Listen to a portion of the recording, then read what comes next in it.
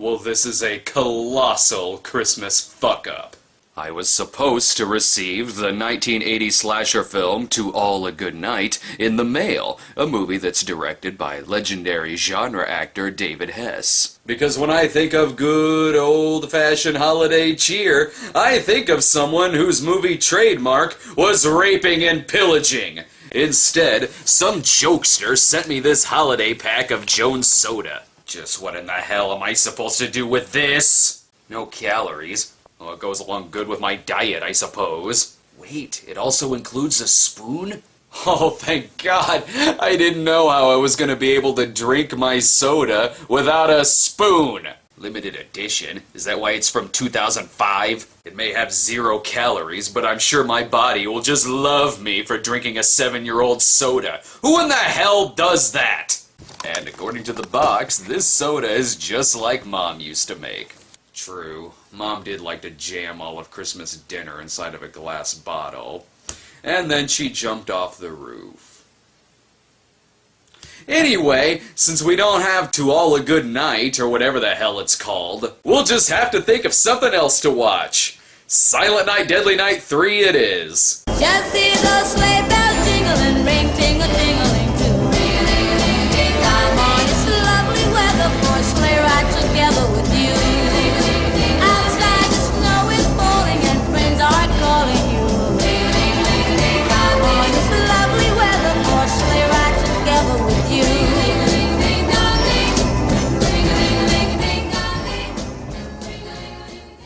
So, after the tragic events of Silent Night, Deadly Night Part 2... I've never told anybody this before. Let it out. Here it comes. Yes, we all know the deliciously over-the-top Eric Freeman performance. You don't have to keep reminding us. Although, it was very nice of you to show a clip that wasn't the Garbage Day clip. So here's the Garbage Day clip. Garbage Day! Huh? No! Shooting someone taking out the garbage is now every bit as traditional as kissing someone under the mistletoe. Naturally, Silent Night, Deadly Night 3 has some hammy shoes to fill after the wrath of Freeman. Does it take up that challenge well? Having survived being blown apart at the end of 2, Ricky, now played by Bill Moseley, is a coma patient who wanders around silently, looking bored, with a glass brain hat on his head. It's like they said, hey, you remember that one thing that kind of made the second movie a little memorable? Freeman's Ricky? Yeah, that. Let's not do that. That's what you get when you hire Quiet Films. Does this look quiet to you? Well, what makes you think you can bullshit your way into my head? Like every other pencil neck. Damn right it doesn't, and that's why Eric Freeman needs to start his own production company. That is, when he comes out of hiding. Wait, directed by Monty Hellman? Why does that name sound familiar? Oh, right. He's the acclaimed cult director of such films as Two-Lane Blacktop, The Shooting, Shatter, and he's the executive producer of such little-known films as Reservoir Dogs. That's sort of like seeing an Academy Award-nominated director do a Twilight film, because at the end of the day, doesn't matter who you get to direct it, you're still working from the same fucking source material. Although I do like that this movie could be legitimately advertised as from the producer of Reservoir Dogs. Enough talking. Time to check out Silent Night, Deadly Night. Better watch out, 3. Oh, sleeping? Is that how we're starting out? She's dreaming of Eric Freeman tossing vegetables into a frog's mouth. It's okay, she's waking up from her I want to be like Brooke Shields procedure. Funny enough, this is what most of the audience was doing during the film's release.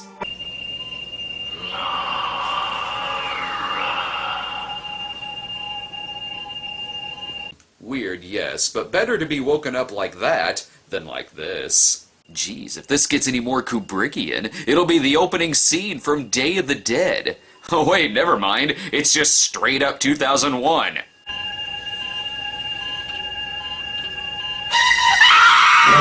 That is, if 2001 were terrible and borrowed elements from Spock's brain. crap, I don't know what happened in this room before she walked in, but it looked more interesting than everything else that was going on. Help me! You know, if I saw a man dressed like Santa Claus waving to me in an empty hallway, I would say help, but it wouldn't be to the guy dressed as Santa. Then again, he does have a shitload of presents. Maybe one of them will be that much-demanded Criterion release of Michael Cimino's Heaven's Gate. Oh, a snob can dream. I want a Barbie doll. And a bicycle. And roller skates. This is 1989. Give it a couple years, you'll want rollerblades instead. And a Mickey Mouse watch. No, I already have a set of kitchen knives. The girl is Laura, and she's woken up by Dr. Dennis Mitchell's father. Slowly but surely, he will turn her into Jennifer Connelly if it takes him 5 more minutes. Laura is blind, and the doctors are trying to determine if she shares a psychic connection with the comatose Ricky. She does. And a blind lead character who uses psychic powers to move the movie's plot along? Oh, great! Because that worked so well for Hills Have Eyes Part 2. Shit, they're flashing back to that scene from Silent Night, Deadly Night 2. You know, the part where it flashed back to that scene from Silent Night, Deadly Night Part 1. What is it, Laura? I don't know, but I feel like I should be an easily offended early 80s parent and protest my vision.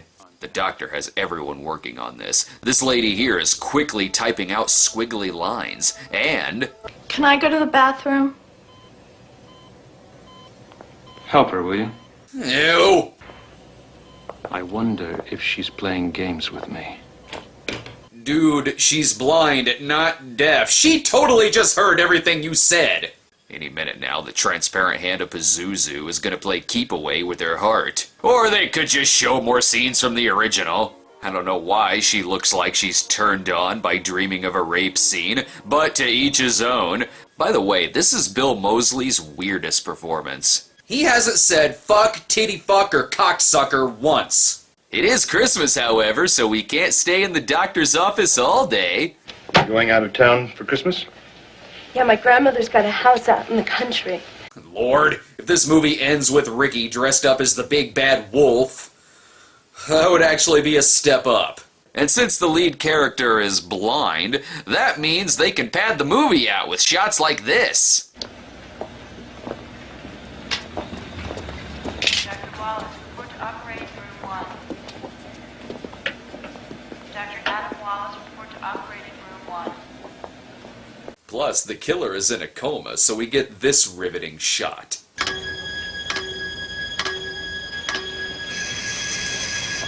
Horrific. Can we please go back to this?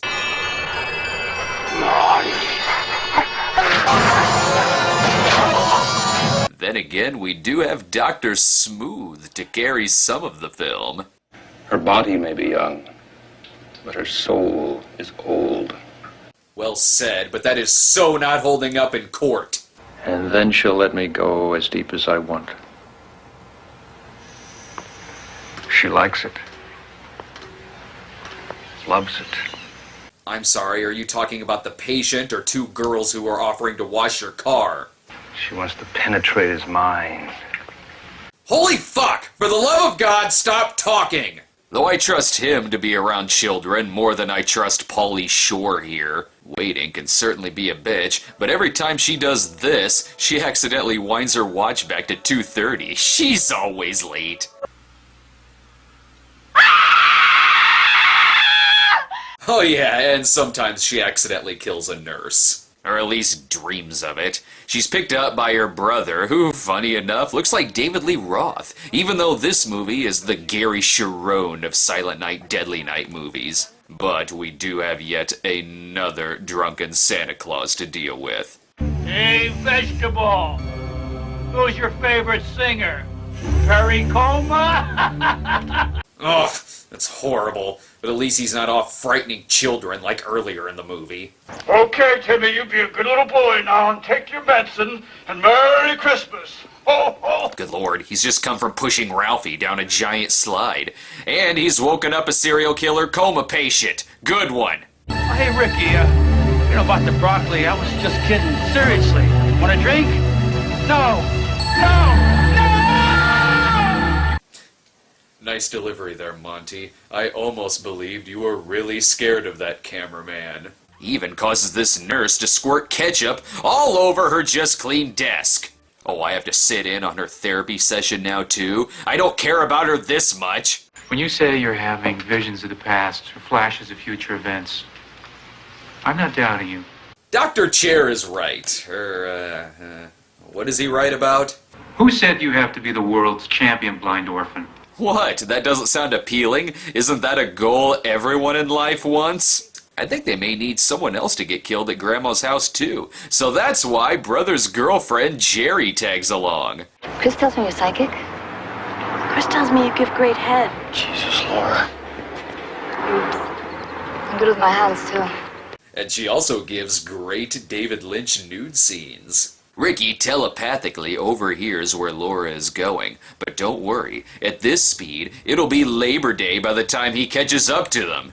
But that's why he's got himself a set of wheels, and now it's off to Haddonfield. Hey, she's going to sleep again. I wonder what's gonna happen.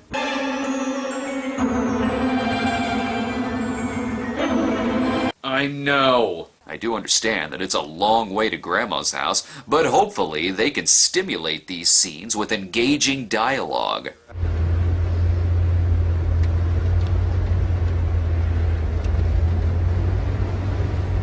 Puh, what do you expect? This is a movie that cuts away from a gas station attendant's death, only so we can hear his phone sex girl on the other line. I know you're there. I'm thinking about you. And my panties get wet just waiting for it. Ooh, if you're not a 300-pound trailer park mama sitting in a tub of chocolate pudding, then I'm gonna have to stop masturbating. Still, it does end with him getting his head off somehow. Luckily, Widow Granny managed to get rid of Gold Digger Yosemite Sam before her company showed up. And I think she's psychic too. Phone's gonna ring? Good thing we, the audience, saw you do that, because if we weren't here, that'd be an incredibly pointless thing for you to say and do. Wait, Robert Culp? You're playing the detective in this? Damn it, Robert, you were in I Spy, and Golden Girl, and something called The Greatest American Hero. I don't really know anything about that. But more importantly, you were in Golden Girl! That was about 6 years ago, the Santa Claus killer. He was really cute. Chopped people up with an axe. Oh, that's not all he did.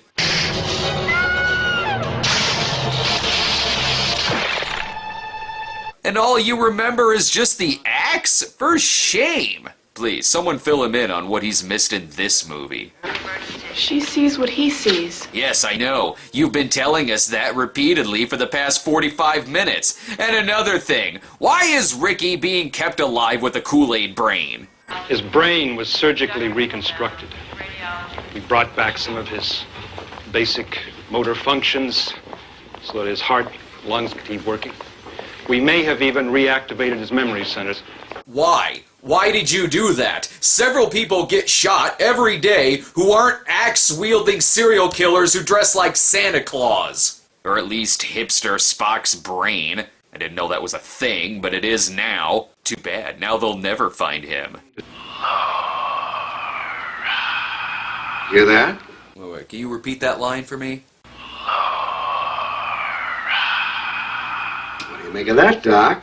Oh, Laura, I'm glad you played that back. I thought he said Farfignugan. She sees what he sees. Son of a bitch, stop telling me that! For a movie about a psychic, this movie sure does love over-explaining everything. I don't know where she is, but I tell you one thing, Lieutenant. You had better find her before he does. Yes, otherwise John Connor might not be able to celebrate Kwanzaa. Something tells me that if they did a Chud 3, this is what the Chuds would have looked like. Those are my grandchildren, Chris and Laura. That one's Laura. Pretty, isn't she?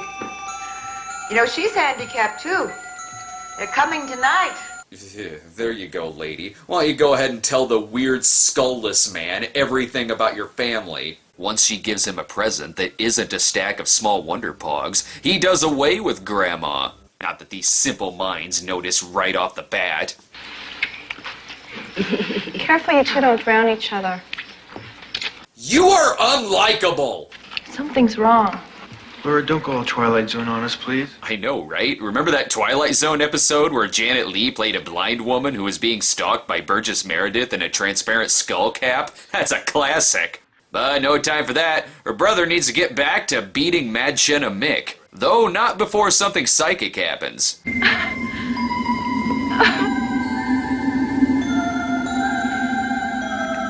Well, that was a weird mirage that a blind person was having. Whoa, wait! Laura Herring does nudity? Oh, I already knew that.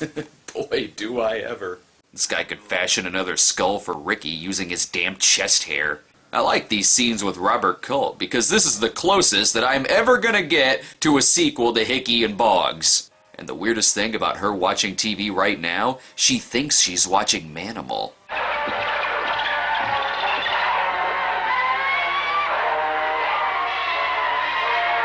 You're right, movie. I should be watching The Terror. And this is a lot better than what she's watching later. You go to sleep now. Oh no, not now. Oh yes, my little ones, and I will show you how children discover sleep on Photo 7 where I come from.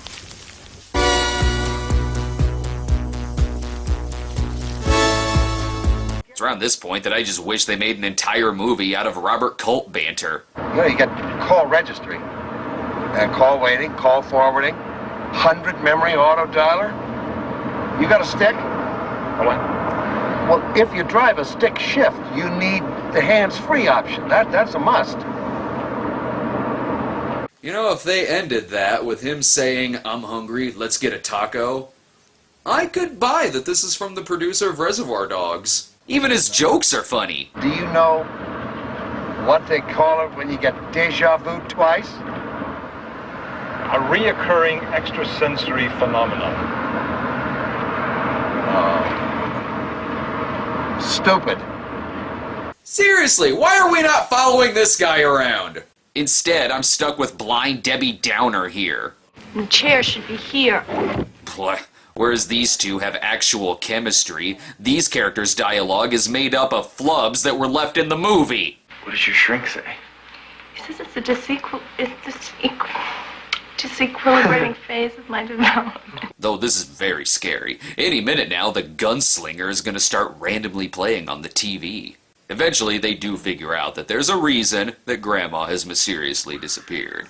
You see, V-Tooth, even the phone is dead. It's not funny, Chris! It's because she didn't want to spend Christmas with that blind terror. Why not spend it with Robert Culp and a decapitated corpse? Red reactivates his childhood trauma. Ooh, I know that. I remember that tidbit from the last movie. Red car. Good point.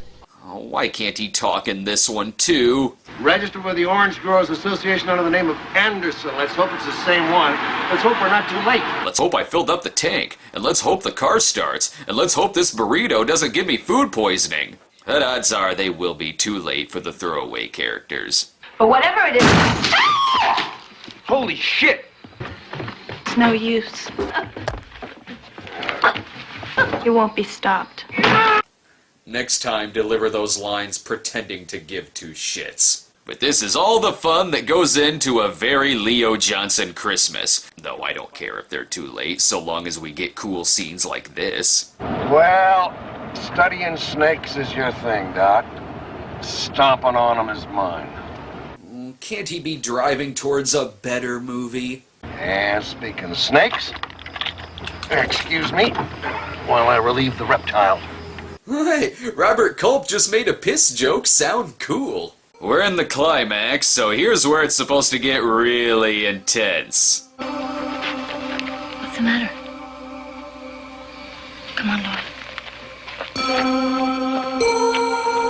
And of course, nothing happens. Oh, wait, how about now, though? Wait. What is it? I don't know. God damn it! I have no interest in this film, yet I'm still figuring out ways to keep losing interest.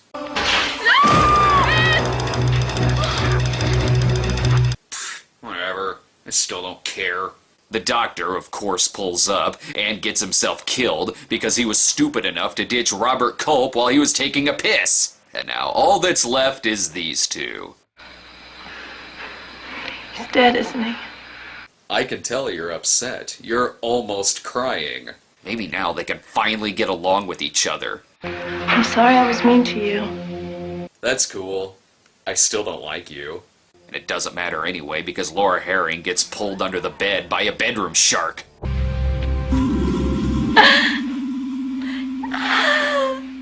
The hell, are you scared or coming?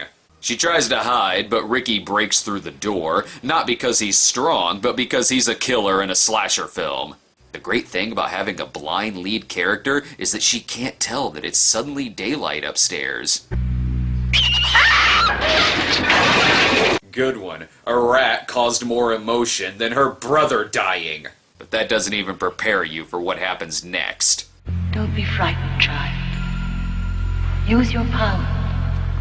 Use it to do good for people. Use it for your life and the lives of others. What? Well, Grandma would have been here sooner, but she was too busy fucking Grandpa Seth from Troll 2. Use your mind like a lens to gather the light, to shine the darkness where you cannot see. Use your power, child. This movie still isn't as bad as A Christmas Story 2.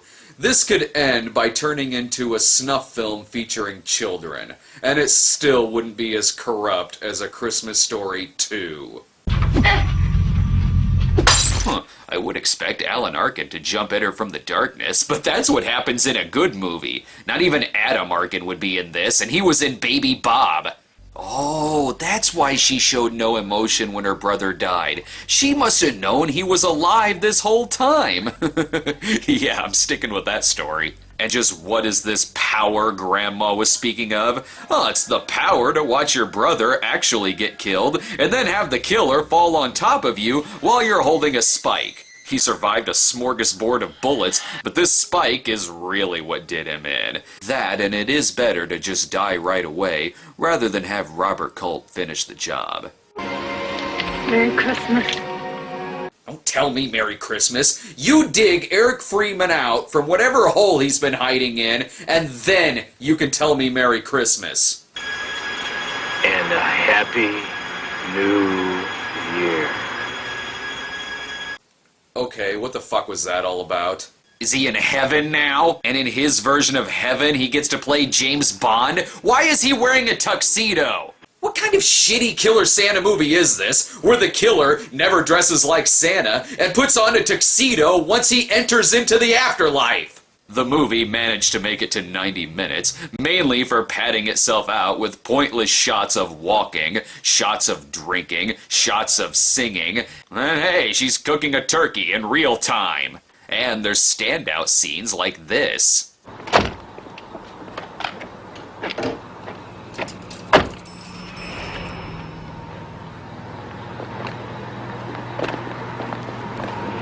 That was an entire scene. And just look how long it takes him to kill Grandma.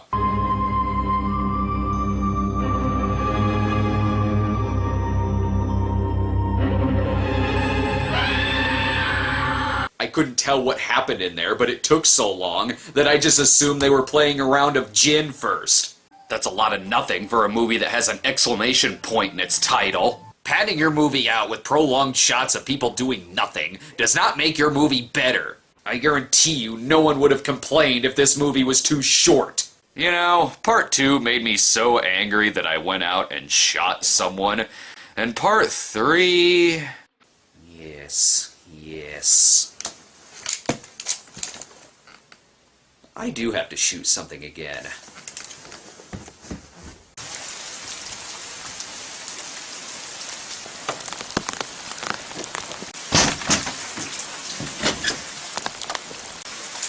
Christmas Eve Day!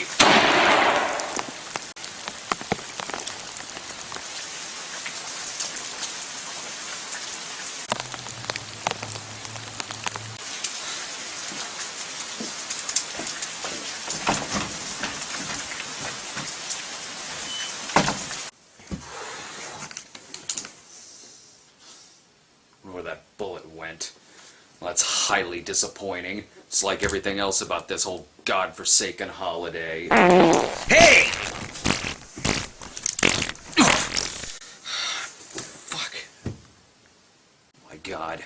Michael Cimino's Heaven's Gate Blu-ray? Santa kinda sorta does exist.